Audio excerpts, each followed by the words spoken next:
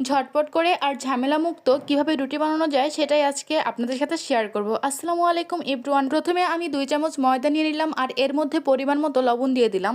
এর মধ্যে 3 cup normal পানি দিয়ে দিব। পানির পরিমাণটা অবশ্যই বুঝে দেবেন, কারণ ঘন হলে রুটি ফুলবে না আর পাতলা হলেও রুটি ফুলবে না।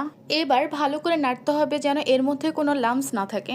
এরপর তাওয়ার মধ্যে একটু তেল ব্রাশ করে নিয়ে 1 চামচ ডো দিয়ে দিব আর এটাকে আলতো করে তাওয়ার মধ্যে রুটির আকৃতি করে দিব। এবার 1 মিনিটের জন্য একটা ঢাকনা দিয়ে ঢেকে রাখবো, এতে তাড়াতাড়ি করে রুটিটা সিদ্ধ হয়ে যাবে। একটা মজার ব্যাপার হচ্ছে আমি 2 চামচ ময়দা দিয়ে 9টা রুটি বানিয়েছিলাম। এই রুটিগুলো এত বেশি সফট হয়, যার দাঁত নাই সেও খেতে পারবে। অনেক সময় দেখা যায় ঘুম থেকে উঠতে দেরি হয়, তখন চাইলে এভাবে রুটি বানিয়ে খেতে পারেন। দেখতেই পাচ্ছেন রুটিটা কি সুন্দর করে ফুলছে। আর অবশ্যই এই রুটি ভাজার সময় হালকা হালকা করে চাপ দিবেন। এই তো রুটি বানানো শেষ, আর কোনো রকম বেলতে হয় নাই, ময়দা কায়ও করতে হয় নাই, একদম তাড়াতাড়ি হয়ে যায়। আমার ভিডিওটি ভালো লাগলে অবশ্যই সাবস্ক্রাইব, লাইক, কমেন্ট করতে ভুলবেন না।